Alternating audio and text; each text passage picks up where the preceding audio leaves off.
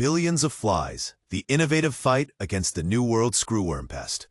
Updated on July 2nd, 2025, 2:17 p.m. EDT, CBS, AP. Imagine a scenario where billions of flies are released from airplanes over Mexico and southern Texas to combat a deadly maggot known for consuming flesh. This isn't the plot of a horror film. It's a crucial plan by the U.S. government to protect its agricultural industry and wildlife. This remarkable intervention employs scientific ingenuity that has proven successful in the past. It's an amazingly effective technology, commented Edwin Burgess, an assistant professor at the University of Florida who specializes in animal parasites. It's a perfect example of how science can tackle big challenges. The targeted pests here are the flesh-eating larvae of the New World Screwworm fly. The U.S. Department of Agriculture, USDA, intends to increase the production and release of sterile male flies, which are treated with radiation to ensure they cannot reproduce. These sterile flies mate with wild females, leading to eggs that don't hatch. As a result, the screwworm population declines over time. This method is not only more efficient, but also much gentler on the environment compared to traditional chemical sprays. In fact, this approach was instrumental in eradicating the screwworm in the southern U.S. and parts of Latin America decades ago. The sterile flies produced in Panama kept the pest under control for an extended period, but the New World Screwworm has reappeared in southern Mexico recently. By July 2026, the USDA aims to have a new fly breeding facility operational in southern Mexico. Additionally, a fly distribution center will be established in southern Texas to facilitate the import and distribution of the flies. The scientific name of the screwworm parasite, Cochleomya hominivorax, translates to man-eater.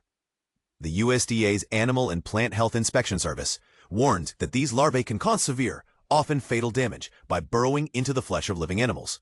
Infestation can spread to livestock, pets, wildlife, and even, in rare circumstances, humans. The threat to the beef industry is profound.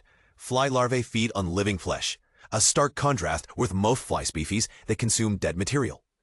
Michael Bailey, the president-elect of the American Veterinary Medicine Association, pointed out, an animal weighing 1,000 pounds can succumb to this in just 2 weeks due to the infestation. Veterinarians do have effective treatments for affected animals, but the process can be uncomfortable and painful for the animal.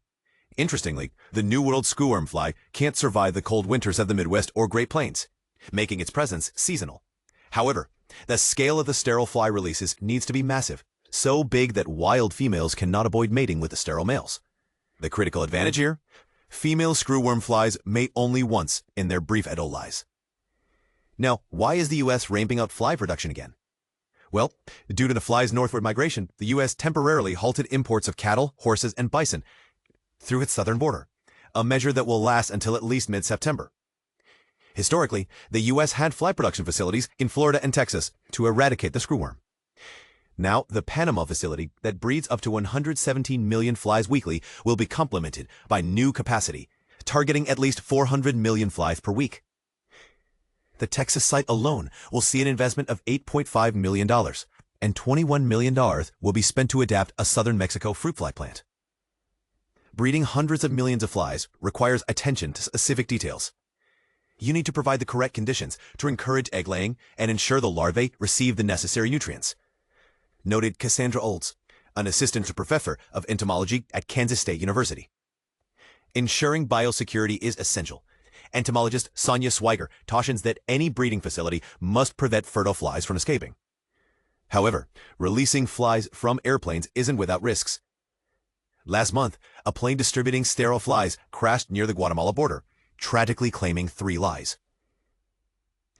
During the 1950s and 1960s, the USDA's innovative methods to drop flies from the air achieved remarkable success.